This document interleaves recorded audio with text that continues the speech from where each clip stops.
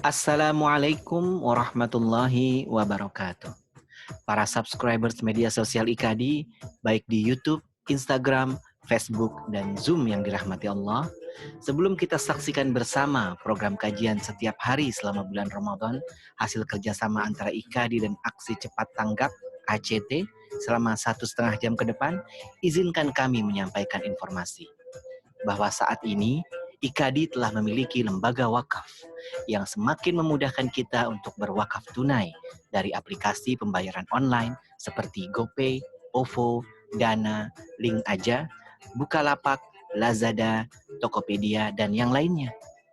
Caranya sangat mudah. Tinggal scan barcode lembaga wakaf IKADI yang kami sebarkan, kemudian masukkan jumlah nominal tunai yang ingin Anda wakafkan. Gampang bukan? Lembaga Wakaf IKADI untuk umat berkah dan abadi.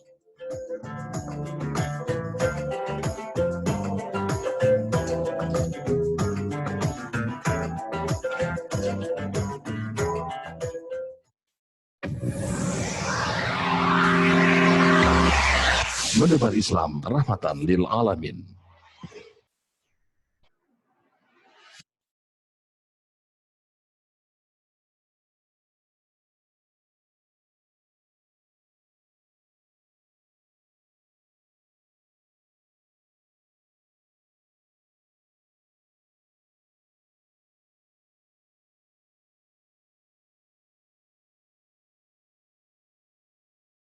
Assalamualaikum warahmatullahi wabarakatuh. Alhamdulillah. Alhamdulillahilladzi anzala ala abdihi al-kitaba wa lam yaj'al lahu iwaja. Asyhadu an la ilaha illallah wa asyhadu anna Muhammadar Rasulullah. Allahumma salli wa sallim wa barik wa tahannan wa tarham ala abdika wa rasulika Muhammadin wa ala alihi wa sahbihi wa man tabi'ahum bi ihsanin ila yaumiddin. Laqad qala Allah Ta'ala fi kitabihil karim wa huwa asdaqul qailin. Ya ayyuhalladzina amanu taqullaha haqqa tuqatih wa la tamutunna illa wa antum muslimun. Wa qala Ta'ala fi ayatin ukhra. Inna anzalnahu fi lailatul qadr. Wa ma adraka ma lailatul qadr. Lailatul qadri khairum min alfi syahr. Tanazzalul malaikatu warruhu fiha biidzni rabbihim min kulli amr. Salamun hiya hatta matla'il fajr. Qala Rasulullah sallallahu alaihi wasallam, taharraw lailatal qadri fil ashril awakhir min Ramadan. Wa qala taharraw lailatal qadri fil witri min al ashril awakhir min Ramadan, atau kama qala Rasulullah sallallahu alaihi wasallam. Para pemirsa TV IKADI yang saya muliakan, alhamdulillah wa syukurillah wa la hawla wa la quwata illa billah. Pada hari ini kita diberikan kesempatan oleh Allah Subhanahu wa taala untuk melaksanakan, menikmati dan juga menghayati ibadah kita di 25 Ramadan. Mudah-mudahan kita berdoa kepada Allah Subhanahu wa taala semoga seluruh amalan yang kita lakukan diterima oleh Allah Subhanahu wa taala. Dan tentunya kita berharap mudah-mudahan kita diberikan kekuatan, taufik, inayah, dan juga tekad yang membaja untuk dapat memaksimalkan bilangan hari terakhir daripada bulan Ramadan pada tahun ini. Allahumma wafiqna wa wafiq auladana fi hadhihi al-ayyam al-akhirah bis-siyam wal qiyam wa tilawatil Qur'an. Allahumma rzuqna lailatal qadr fi hadha syahr al-mubarak birahmatika wa judika ya akramal akramin. Ikhwatal iman, ma'asyiral muslimin wal muslimat yang saya hormati. Pada hari ini, tema yang diamanahkan untuk didiskusikan adalah mengenai mengoptimalkan ibadah di 10 hari yang terakhir. Tema ini selayaknya dan sepatutnya lebih elok disampaikan di penghujung 10 hari terakhir, supaya setiap kita memiliki bekal yang cukup untuk dapat memaksimalkan 10 hari terakhir. Tapi ala kullin, meskipun kita sekarang berada pada 25 Ramadan, 26 Ramadan bahkan hari ini, mudah-mudahan ada beberapa hal yang nanti bisa menjadi tadzkirah, pengingat kepada kita semuanya. Sebab Allah Subhanahu wa taala menyatakan fadzakir fa inna dzikra tanfa'ul mu'minin. Berilah peringatan karena peringatan itu akan dapat berfaedah, bermanfaat bagi orang-orang mukmin. Sahabat yang dirahmati Allah Subhanahu wa taala, ketika kita berada pada bulan Ramadan, maka sesungguhnya dari sekian banyak amalan, sekian banyak amalan yang kita laksanakan pada momentum-momentum Ramadan, yang paling berharga itu adalah momentum Lailatul Qadar. Nah, oleh karena itu para ulama mengambil konsentrasi, memberikan perhatian yang cukup besar terhadap persoalan Lailatul Qadar ini. Bukan hanya persoalan waktunya, tapi juga terkait dengan amalan apa yang paling utama dilakukan. Oleh karena itu, misalkan Imam Ibnu Hajar Al-Asqalani menyebutkan, mengetengahkan berbagai pendapat para ulama, ya, disebutkan di dalam kitab Imam Ibnu Hajar menyebutkan tidak kurang daripada 20 pendapat para ulama terkait dengan Lailatul Qadar. Yang pertama kita boleh simpulkan bahwa Lailatul Qadar itu bisa terjadi pada sepanjang malam karena kita tidak diketahui, maka memungkinkan Lailatul Qadar itu terjadi pada malam-malam dari awal hingga terakhir. Pendapat yang kita jumpai. Tetapi dari sekian banyak, yang paling masyhur itu adalah Lailatul Qadar terjadi pada 10 hari terakhir pada bulan Ramadan. Nah, oleh karena itulah kenapa ketika kita diminta untuk berbicara tentang 10 hari terakhir, maka yang ada di dalam benak kita adalah Lailatul Qadar. Sebab Rasulullah SAW mengatakan, taharrau Lailatul Qadri. Ya. Taharrau Lailatul Qadri fil ashril awakhir min Ramadan. Hadis diriwayatkan oleh Imam Bukhari, ya. Bunda Aisyah meriwayatkan taharrau Lailatul Qadri fil ashril awakhir min Ramadan. Upayakan, carilah, kejarlah, temukan dengan sungguh-sungguh Lailatul Qadar itu pada 10 hari terakhir daripada bulan Ramadan. Maka inilah yang menjadi alasan kenapa ketika kita membicarakan mengenai optimalisasi ibadah pada bulan Ramadan, maka yang ada di benak kita adalah tentang Lailatul Qadar. Nah, kita akan mencoba membuka surah Lailatul Qadar. Surah Lailatul Qadar dalam mushaf kita ini diletakkan oleh Allah Subhanahu wa taala di dalam susunan mushaf kita, terletak selepas surah Al-Alaq. Surah Al-Alaq ini adalah termasuk wahyu, ya, wahyu pertama yang Allah turunkan, ayat 1 sampai 25, ayat 5 itu. Iqra' bismi rabbikal ladzi khalaq, itu adalah wahyu pertama. Nah, di akhir surah Al-Alaq ini Allah berfirman, la tuti'hu wasjud waqtarib. La tuti'hu kalla la tuti'hu wasjud waqtarib. Sekali-kali jangan, wahai Muhammad, jangan kau taati orang Quraisy, orang kafir itu. Abaikan mereka, abaikan ya. Tapi wasjud, sujud. waqtarib dan bertakarublah kepada Allah Subhanahu wa taala.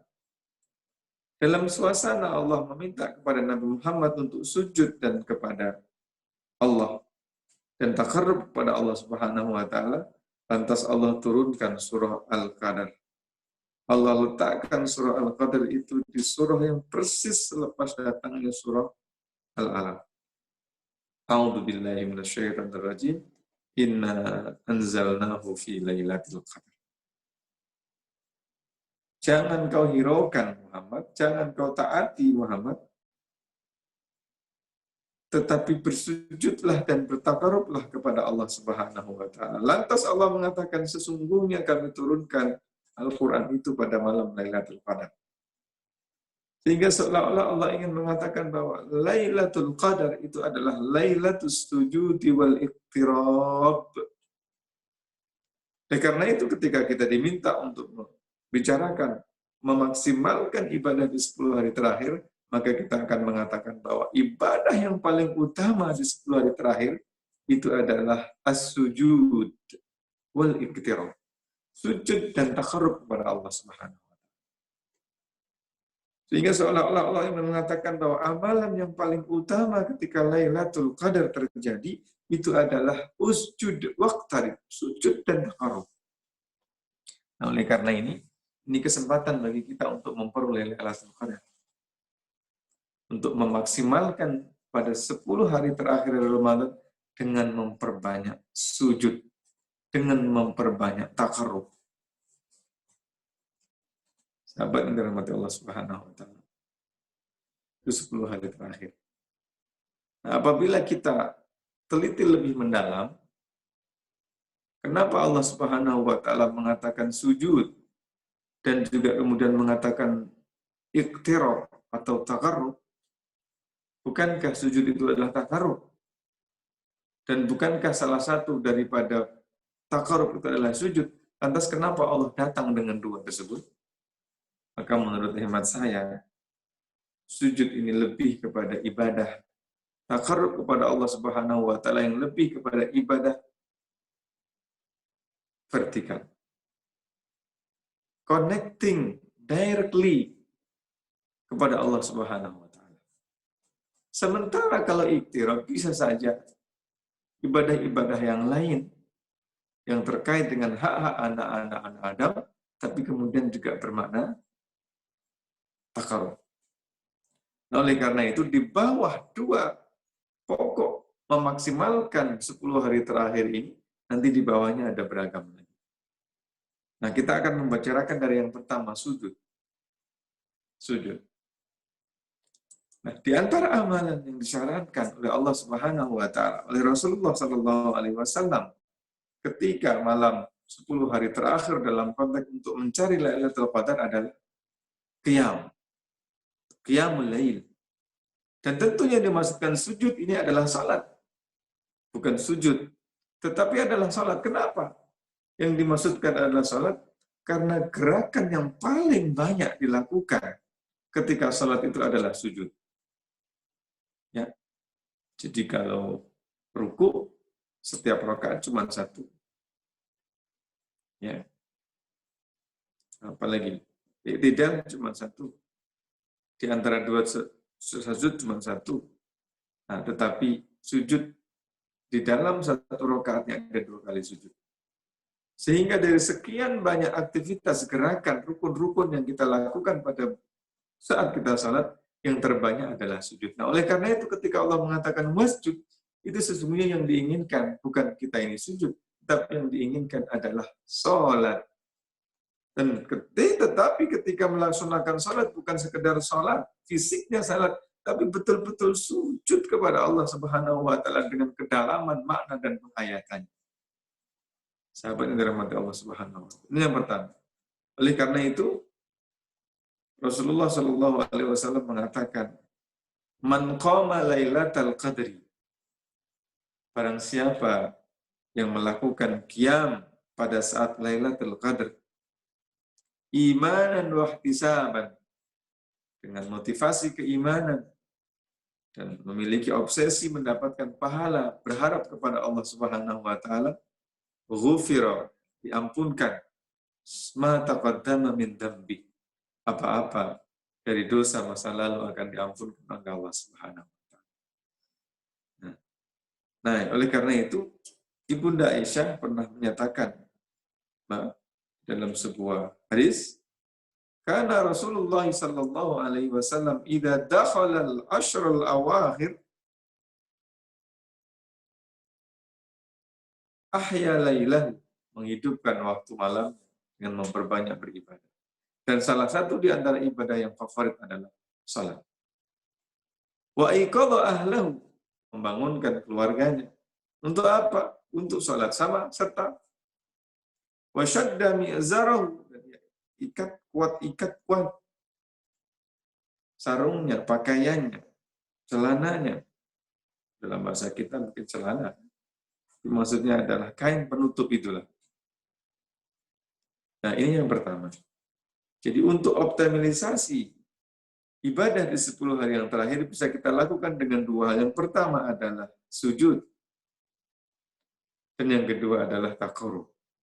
Untuk yang sujud ini, makna yang paling penting adalah sholat. Ya. Kenapa? Karena memang gerakan yang paling banyak ketika orang itu sedang melaksanakan sholat adalah sujud. Ma'asyiral muslimin yang dirahmati Allah Subhanahu wa taala. Yang kedua adalah berdoa. Ini kenapa disebut dengan berdoa? Ini juga connecting antara hamba dengan Allah. Sebagaimana ketika salat sujud itu adalah komunikasi antara hamba dengan Allah Subhanahu wa taala. Maka ketika 10 hari terakhir kita disarankan untuk memperbanyak doa, berdoa kepada Allah Subhanahu wa taala. Nah, Ibunda Aisyah meriwayatkan sebuah hadis yang masyhur, diriwayatkan oleh banyak jalan, Imam Tirmidzi, Imam Ibnu Majah, Imam Ahmad. Ya. Beliau menyatakan, "Ya Rasulullah, ara'aita in alimtu ayya lailatin lailatul qadar ma aqulu fiha ya Rasulullah." Apa yang engkau sarankan kepadaku kalau seandainya saya menjumpai Lailatul Qadar itu?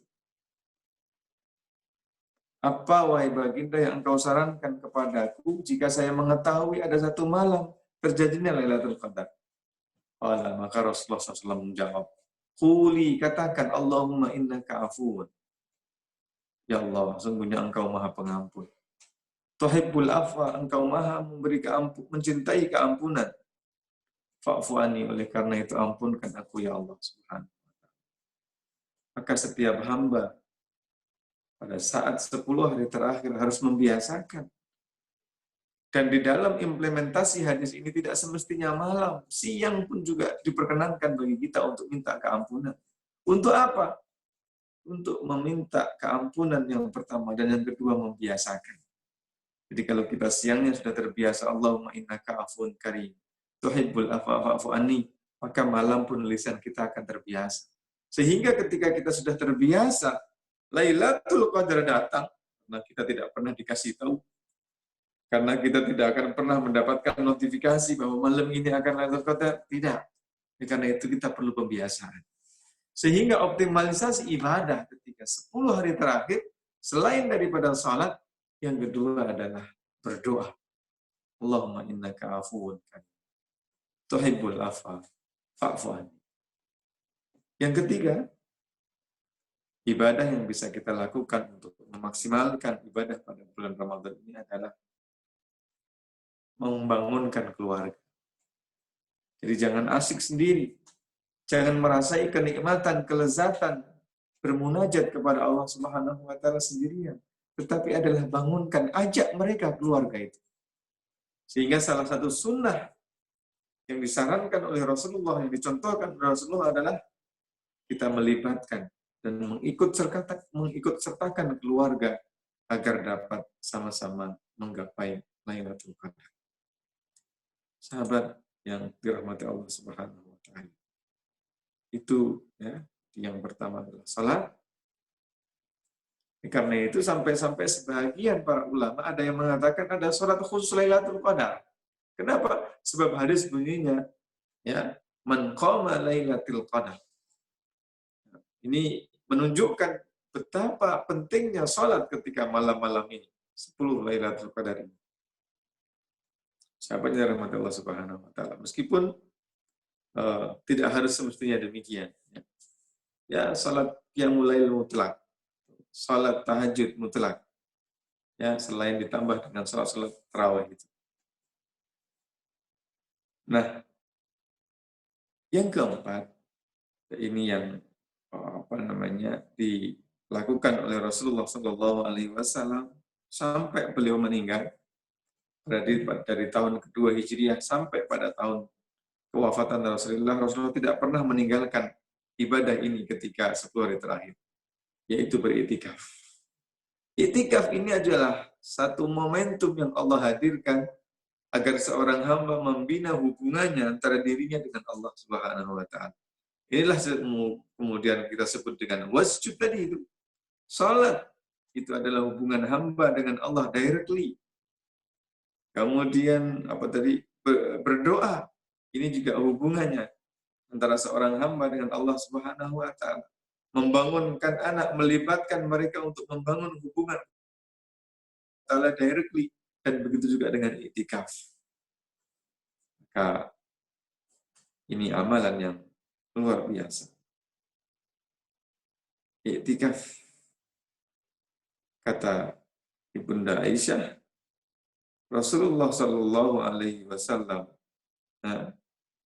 beriktikaf hatta tawaffahu Allah, sampai Allah itu meninggal. Sampai Rasulullah Shallallahu Alaihi Wasallam meninggal, maka tidak pernah meninggalkan ibadah iktikaf. Karena itu Imam Az-Zuhri pernah mengatakan, ajaban lil muslimin tarakul i'tikafa ma'a anna Nabi sallallahu alaihi wasallam ma tarakahu mundu qadimal Madinah hatta qabadahu Allah azza wa jalla.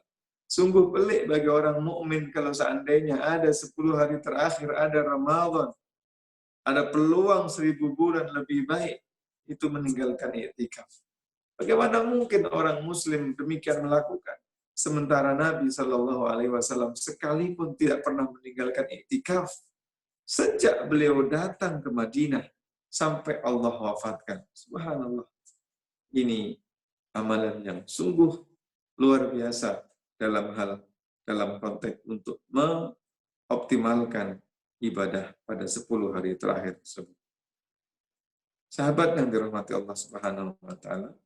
Nah, oleh karena itu Rasulullah menyatakan bahwa di antara ibadah-ibadah yang paling baik untuk dilakukan di saat 10 hari terakhir itu adalah sujud kepada Allah Subhanahu wa taala. Ya. Sujud kepada Allah Subhanahu wa taala. Sujud bisa dengan melakukan apa disebutnya tadi, salat, maka juga membangunkan keluarganya, beriktikaf, dan juga berdoa. Dan doa yang diajarkan oleh Rasulullah SAW adalah berdoa untuk minta keampunan. Kenapa demikian? Karena ketika seseorang sudah mendapat keampunan, maka yang lain tidak seberapa penting. Buat apa seseorang memiliki ini dan memiliki itu? Dapat menghimpun ini, menghimpun itu. Memiliki kekayaan ini dan itu, tapi kalau tidak mendapatkan keampunan, tetapi ketika Allah sudah memberikan keampunan pada seorang hamba, maka yang lain adalah sepele dan yang lain adalah kecil.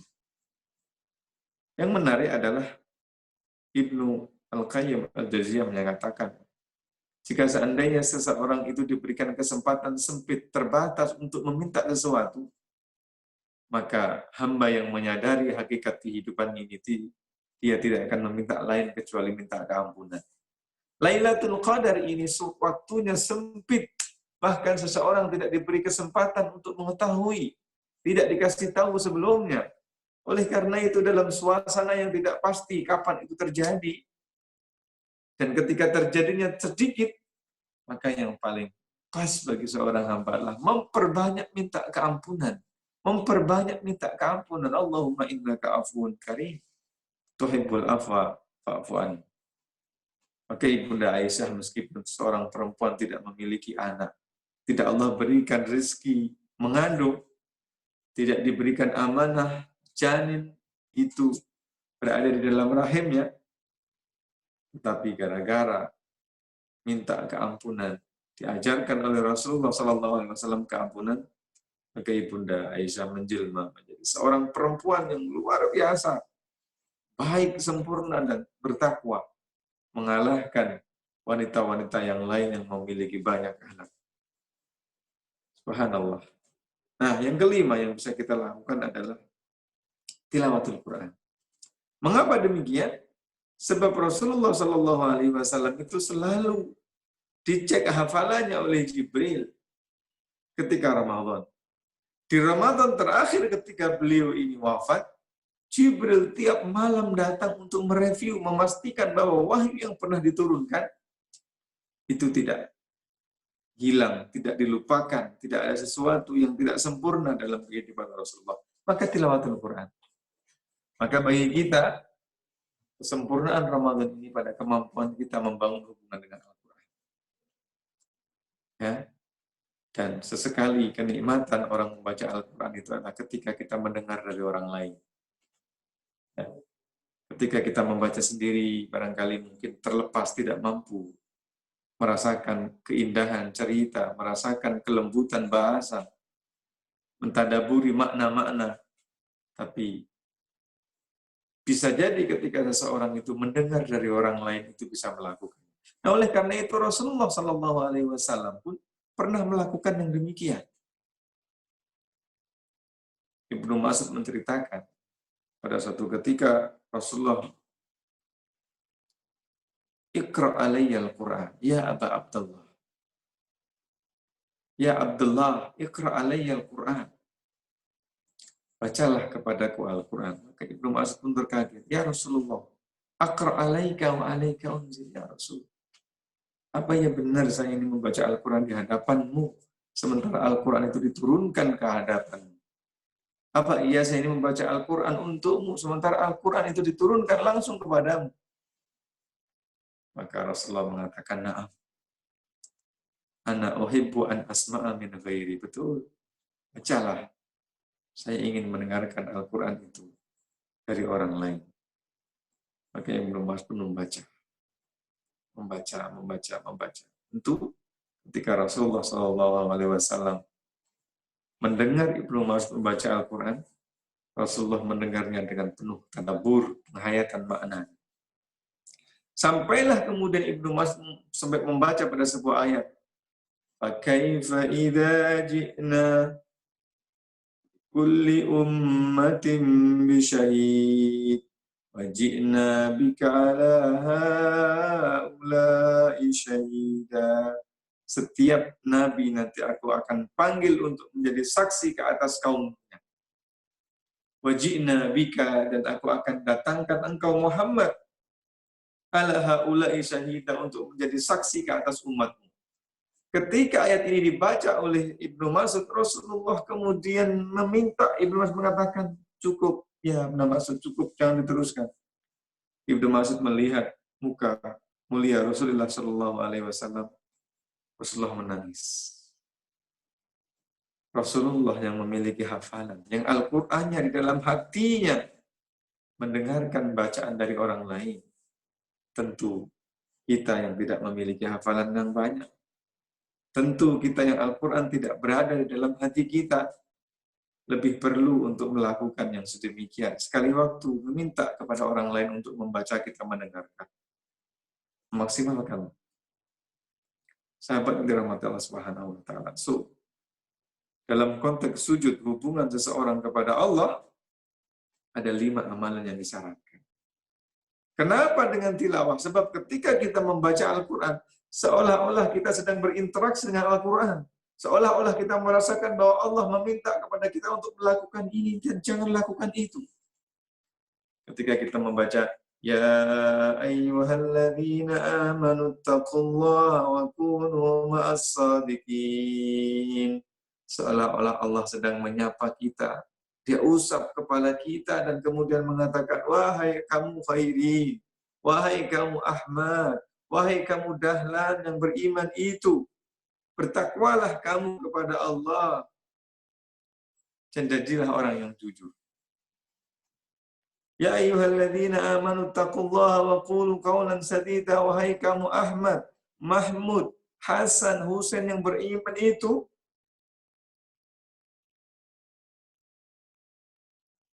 jujur, berkatalah jujur. Wa qulu qawlan sadida. Maka inilah yang diinginkan. Ketika 10 malam terakhir dari bulan Ramadan, Allah menginginkan agar kita membangun komunikasi secara lebih maksimal kepada Allah Subhanahu wa taala. Dan itu adalah wasjud. Sementara waktu tarib, Allah memberikan ruang untuk takarub yang lain dengan beragam. Maka di antara keutamaan ketika terjadi 10 hari terakhir Lailatul Qadar itu adalah berderma sebanyak-banyaknya.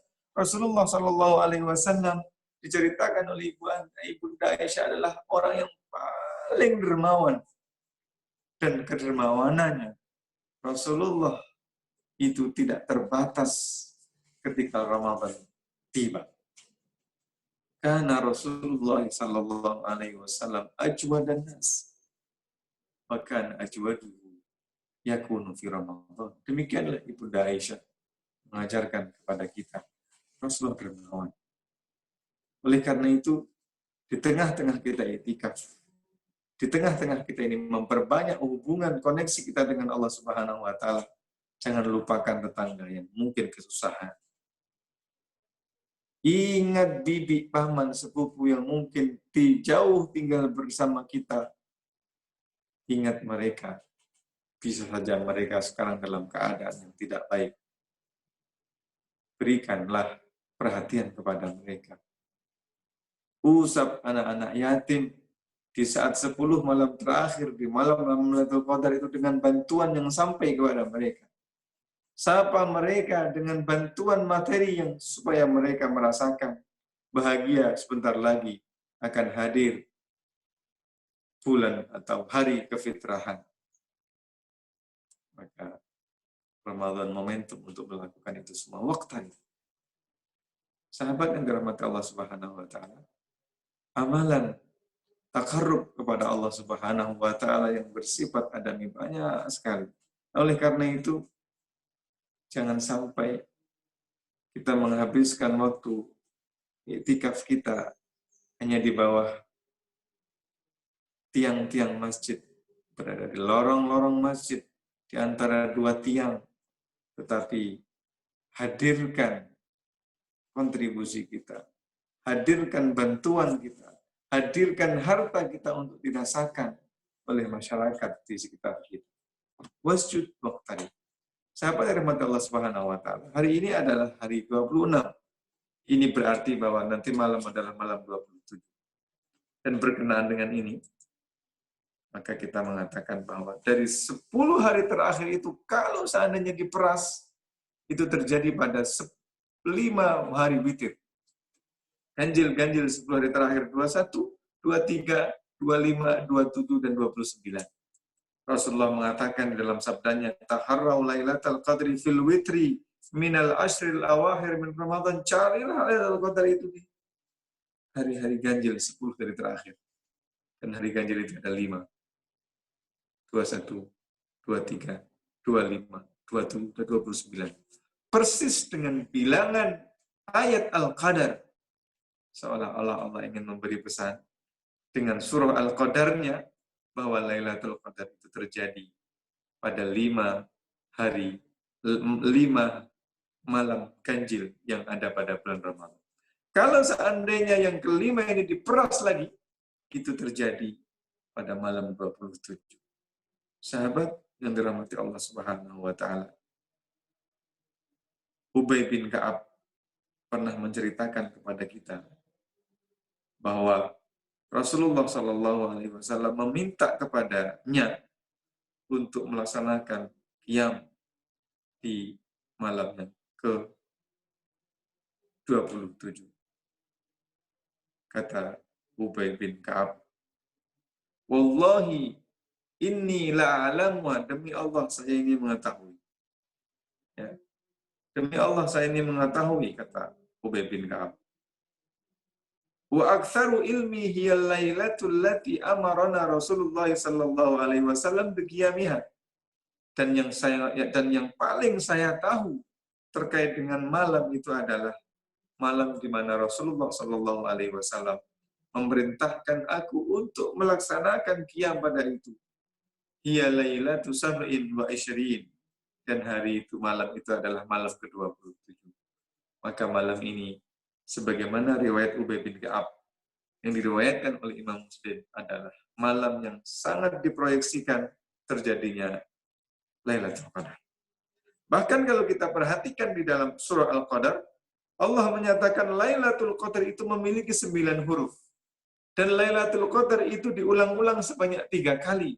9 kali 3, 27, seolah-olah Allah ingin memberi pesan bahwa Lailatul Qadar itu diproyeksikan secara kuat akan terjadi pada malam 27.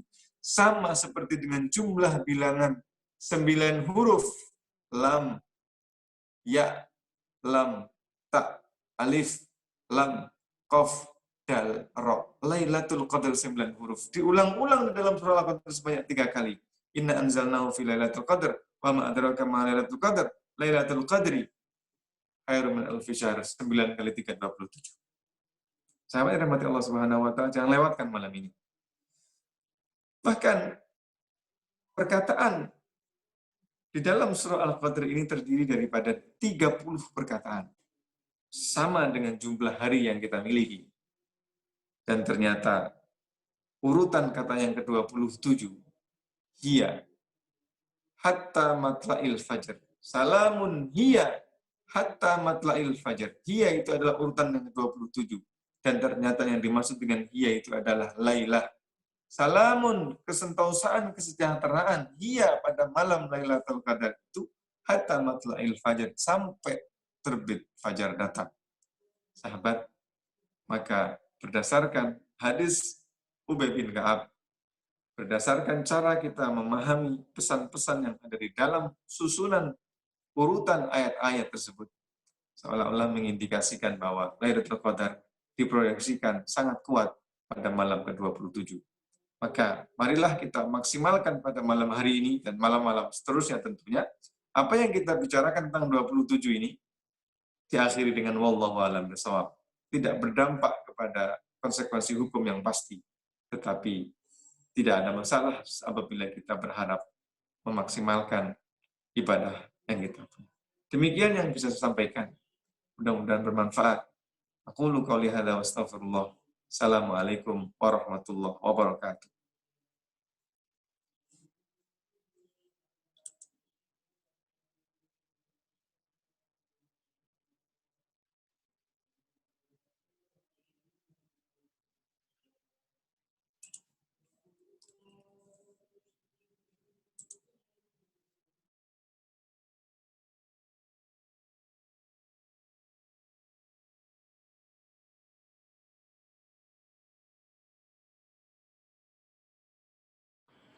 Bismillahirrahmanirrahim. Assalamualaikum warahmatullahi wabarakatuh.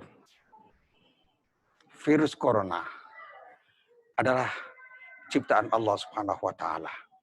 Dia diciptakan bisa menjadi sebuah ujian dan juga bisa menjadi siksa. Oleh sebab itu, kita perlu menghadapi virus corona yang sangat membahayakan ini dengan beberapa hal. Pertama, dengan memperbanyak istighfar kepada Allah Subhanahu wa taala. Yang kedua, dengan memperkuat taqarrub dan bertahajud, beribadah secara baik. Yang ketiga, kita berusaha untuk memperbanyak doa-doa perlindungan diri agar dilindungi dari bahaya virus corona ini. Dan yang keempat, dan ini yang sangat penting, sebagaimana dikatakan Rasulullah SAW bahwa as-sadaqatu tasuddu sab'ina babam minal bala, bahwa sedekah adalah bisa menutup 70 pintu musibah. Oleh sebab itu, kami atas nama Ikatan Dai Indonesia mengajak umat Islam seluruhnya untuk berjihad dengan harta kita untuk melawan virus corona. Dan kita bisa salurkan sumbangan melalui ACT atau indonesiadermawan.id. Terima kasih. Wassalamualaikum warahmatullahi wabarakatuh.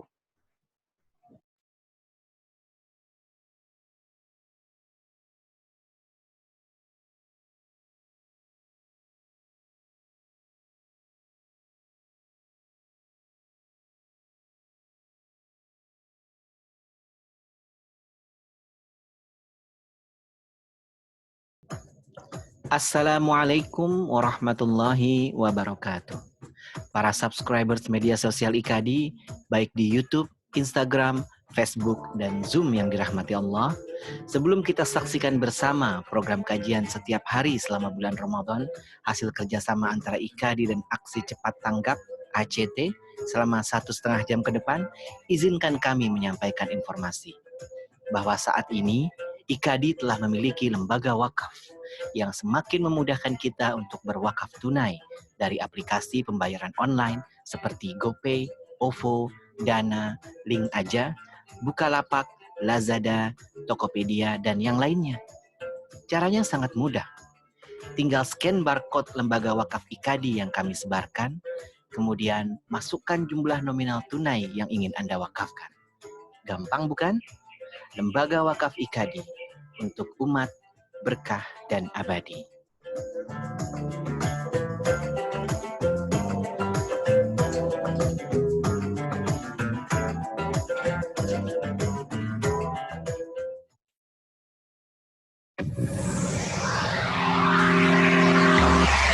Mendebar Islam rahmatan lil alamin.